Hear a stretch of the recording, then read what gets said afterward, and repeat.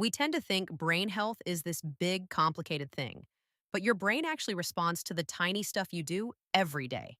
These 10 simple habits can change how you think, learn, remember, and even how your brain ages. Number one, drink water first thing in the morning. When you wake up, your brain is already running on less water than it needs. On average, you lose about half a liter to a full liter of fluid overnight just from breathing and natural moisture loss. And because your brain is roughly 75% water, even a small drop, as little as 1 to 2% dehydration, can change the way it works. Think of it like trying to load a website with only 1 bar of Wi Fi. It's not that the site won't load, it's just slower, glitchy, and nowhere near its full speed. That's exactly what happens inside your brain when your neurons don't have the water they need to send fast, clean electrical signals. When your brain is even slightly dehydrated, three things happen. One, reaction time slows down. Your neurons fire more slowly, and you feel it as sluggish thinking. Two, your prefrontal cortex, the area responsible for focus and decision making, works harder. This is a big reason why people feel mentally heavy first thing in the morning. Three, your blood becomes slightly thicker, which reduces blood flow to the brain. Even mild changes in blood viscosity can affect how quickly oxygen and glucose reach your neurons. But what do most people do first thing? They reach for caffeine. And caffeine is fine, but it acts as a mild diuretic, which means it increases water loss before your brain gets the hydration it needs. So, a simple, low effort habit is this: drink water before your coffee. Just 12 to 20 ounces is enough to rehydrate the brain, restore blood flow, and switch your neurons back to their normal firing speed. Many people feel more naturally awake when they hydrate first because water supports the brain's actual biological needs, while caffeine stimulates the system without fixing the underlying problem. Hydrate first, then caffeinate, and your brain gets a cleaner, more sustained start to the day. Number two, another habit that gives your brain a noticeable boost is eating flavonoid rich foods before you ask your brain to focus, study, or solve a problem. Flavonoids are natural compounds found in colorful fruits and plants. Things like blueberries, blackberries, cocoa, citrus, dark grapes, and even green tea. You can think of them as tiny brain boosting chemicals that plants make to protect themselves. And when you eat them, you get that same protective effect. Here's what they actually do. Flavonoids increase blood flow to the parts of your brain responsible for memory, focus, and processing speed, especially the hippocampus and prefrontal cortex. These areas are basically your brain's learning center and CEO. So when they get more blood, they get more oxygen and more fuel. It's kind of like turning on the high performance mode on a computer. Your brain can run without it, sure, but with that extra boost, everything loads faster and runs smoother. Studies have shown that people who consume flavonoid rich foods before cognitive tasks have better working memory, faster reaction time, and improved focus shortly after eating them. And what's great is that the effects can start within 1 to 2 hours, which makes this an easy habit to time. Number three, adding 20 to 30 seconds of cold exposure at the end of your shower is a quick way to wake up your brain and sharpen your focus. It doesn't have to be dramatic or extreme. Just a brief cold burst is enough to change your brain chemistry in a noticeable way. Here's what actually happens. Cold exposure triggers a natural increase in norepinephrine, a neurotransmitter that helps with attention, alertness, and mental energy. Some studies show a rise of up to 200 to 300%. And while that sounds intense, it's your body's way of switching into a clearer, more focused state. Think of norepinephrine like your brain's internal spotlight. When levels are higher, it's much easier to pay attention, stay alert, and feel ready to take on a task. When levels are low, everything feels a little dull, like trying to read in a room with dim lighting. Cold also activates temperature-sensitive nerves in your skin that send strong signals to your brainstem, basically saying, "Wake up, something's happening." This signal refreshes your nervous system and gives you a jolt of mental clarity without relying on caffeine or sugar.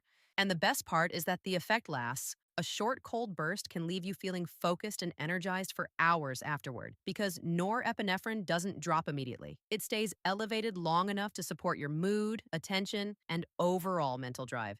If you've never tried it, start with 10 seconds and work your way up. Within a few days, most people notice that cold exposure gives them a cleaner, calmer kind of alertness. The kind that makes your brain feel switched on, not overstimulated. Number four, another habit that supports a healthier brain and better sleep is eating slow digesting carbohydrates in the evening.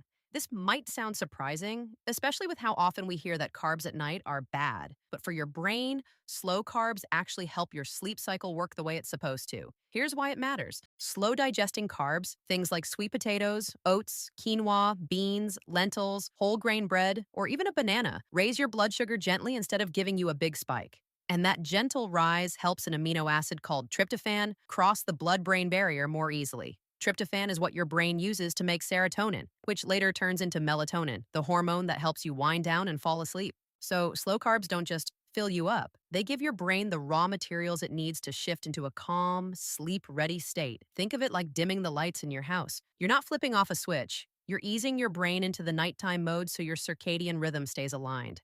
Another benefit, slow carbs digest gradually, meaning your blood sugar stays steady through the night. When your blood sugar drops too fast while you sleep, your body can release cortisol, the stress hormone, which can wake you up or make your sleep lighter and more restless. Slow carbs help prevent that. A great nighttime pairing is something like a small bowl of oatmeal with berries, Greek yogurt with a drizzle of honey and banana, or some whole grain toast with almond butter. These foods give your brain the steady energy it needs to stay asleep and the nutrients it needs to recover. You're essentially giving your brain the fuel that keeps it stable while it does its most important work, repairing cells, cleaning out waste, and strengthening memories, all of which happen while you sleep. Number 5. One of the most overlooked habits for a healthier brain is avoiding heavy meals in the 2 hours before you go to sleep. Not because eating at night is bad, but because eating a large, dense meal forces your body to stay in digest mode when it's supposed to shift into repair mode. And the brain is the organ that pays the highest price when that switch doesn't happen. Here's why this matters. When you eat a big meal, especially one that's high in fat or simple carbohydrates, your digestive system immediately becomes the priority. Blood flow shifts toward your stomach and intestines so your body can break down the food. That's great during the day, but at night, your brain needs that blood flow for something completely different: the glymphatic system, your brain's overnight cleaning cycle. The glymphatic system is like your brain's cleaning crew. It clears out metabolic waste, toxins, and proteins that build up while you're awake, including beta amyloid, a compound linked to cognitive decline when it accumulates. But this cleaning process is strongest when your nervous system is calm and your digestion is quiet. When you eat a heavy meal right before bed, two things happen. One, your body stays physically alert, your heart rate stays higher, your core temperature rises, and your nervous system doesn't fully transition into the slow wave sleep needed for memory consolidation. Two, your glymphatic system is less active. Your brain can't clear waste as efficiently, which often leads to grogginess, slower thinking, and foggy mornings, even if you slept for 8 hours. It's like your brain needed to run a deep clean cycle but got stuck doing shallow cleaning instead. That's why people who stop eating heavy meals late at night often feel more rested, more mentally clear, and more emotionally steady the next day. So, what can you eat before bed? Light, slow digesting foods that support stable blood sugar and calm the nervous system. Think of nighttime eating like setting the tone for a performance.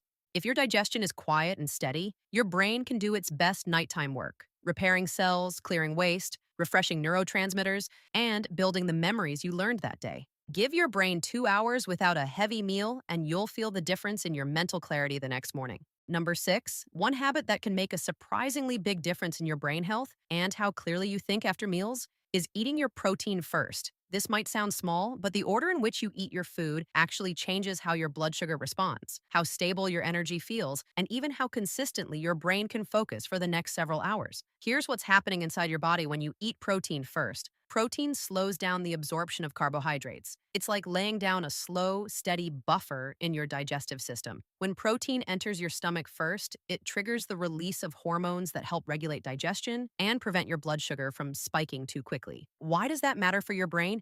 Because big blood sugar spikes, followed by the inevitable crash, directly affect your cognitive performance. During a crash, many people experience brain fog, irritability, difficulty concentrating, and a sudden drop in mental energy. Some describe it as feeling like their brain dims the same way a light flickers when power is unstable. Eating protein first helps prevent that. It keeps your blood sugar curve smooth instead of spiky, which means your brain gets a steady supply of glucose, the fuel it runs on. Think of your brain like a laptop. If the power cord is giving steady electricity, everything runs fast and clean. If the power flickers, which is what a glucose crash feels like neurologically, your performance slows, your mood dips, and everything takes more effort. Protein also helps your brain in another important way. It provides the building blocks to create neurotransmitters like dopamine, serotonin, and acetylcholine. These are the chemicals responsible for motivation, mood, focus, and memory. When you prioritize protein, you're literally giving your brain the raw materials it needs to think better. You don't have to eat a huge portion. Even a few bites of protein before your carbs can improve your blood sugar response and help your brain stay sharper for several hours after your meal. This habit is simple, but the impact is noticeable. People often report feeling more focused, more balanced, and less crashy during their day, especially in the afternoon when many struggle with energy dips. When your brain gets steady fuel instead of roller coaster spikes, everything from your mood to your decision making becomes more stable. Eating your protein first is a small habit that gives your brain a more predictable, consistent environment. And that's where your best thinking happens. Number 7, a habit that makes a huge difference in how your brain functions, yet most people never think about, is prioritizing sleep consistency over sleep length.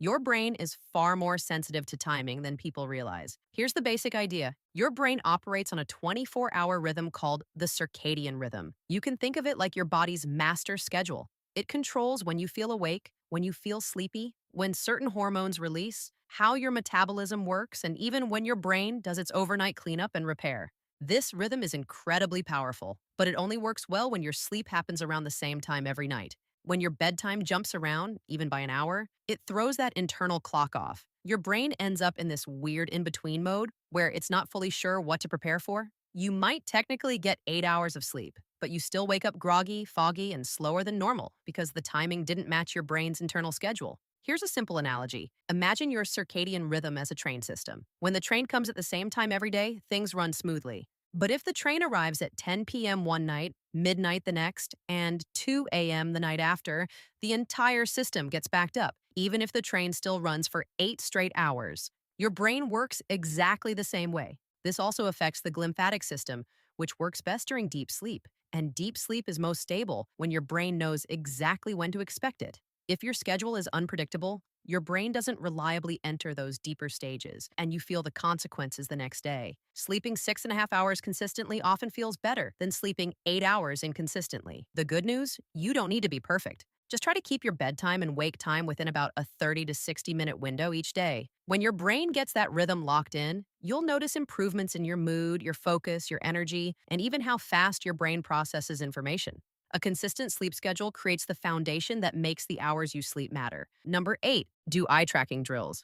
A lot of people don't realize this, but the way your eyes move has a huge impact on how clearly your brain works. We tend to think of our eyes as just tools for seeing, but they're literally wired straight into the parts of the brain that control focus, coordination, and mental clarity. So when your eye movements are smooth and controlled, your brain actually performs better. That's where eye tracking drills come in. They're super simple exercises. Things like following your thumb from side to side or tracing a slow circle in the air. They take almost no time, but they wake up areas of your brain that help you stay alert and focused. Here's the cool part about this. When your eyes track something smoothly, you're activating your cerebellum, your frontal lobe, and your brainstem all at once. These areas help with things like attention, decision making, balance, and how quickly your brain processes information. If those pathways aren't firing well, you'll feel it as brain fog, poor focus, or that weird disconnected feeling you get after staring at a screen for too long. Hold out your thumb or a pen in front of you, move it slowly from left to right, and let your eyes follow the movement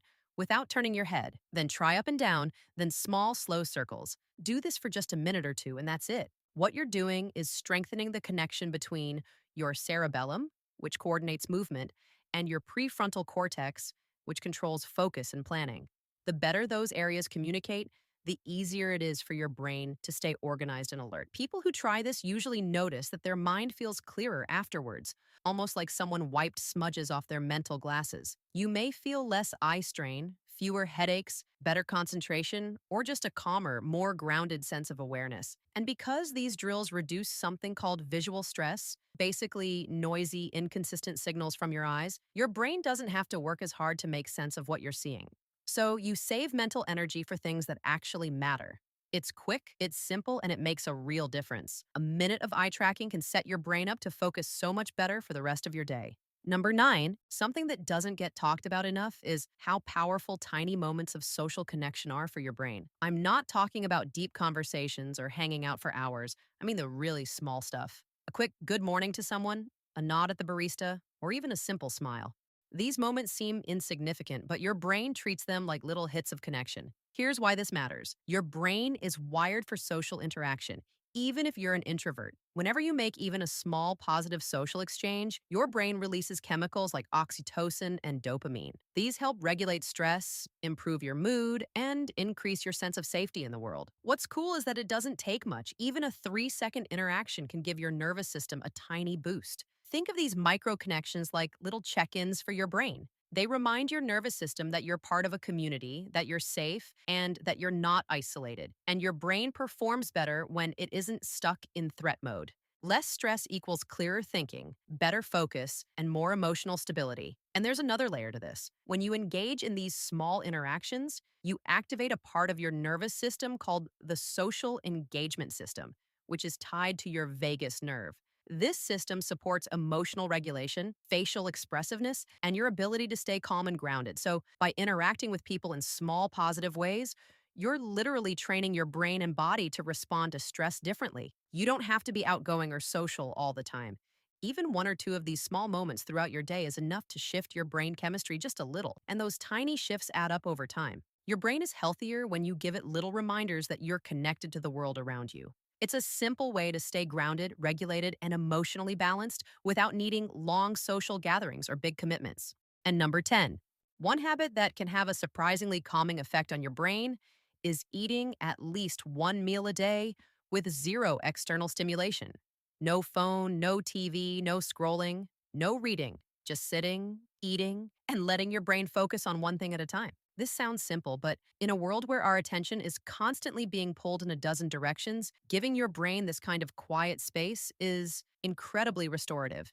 When you eat with a phone or TV in front of you, your brain is forced into task switching, even if you don't notice it.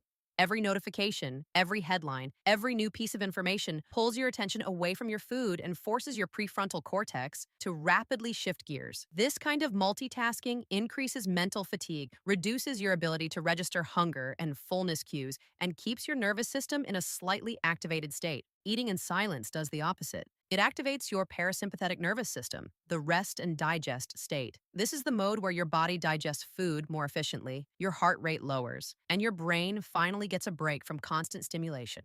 When you're scrolling while eating, your brain is running far more programs than it needs to. But when you sit in silence, it's like closing everything down except one important tab: digestion. Suddenly, everything runs smoother. There's also a powerful mindfulness element here. When you eat without distractions, you actually taste your food more. You chew more thoroughly, you notice textures and flavors. And these small sensory details send calming signals to your brain, creating a feedback loop that reduces stress and improves emotional balance. Even one meal like this per day can lower stress hormones, improve digestion, increase mindful awareness, and give your brain a break from the nonstop noise of modern life. It's small, but it brings your nervous system back into a calmer, clearer state, which makes the rest of your day feel more grounded and mentally manageable. And that's it, 10 small habits that make a real difference in how your brain feels every day. None of these require huge life changes or complicated routines. If you try even one or two of these consistently, you'll start noticing shifts. Thanks for watching, and I'll see you in the next video.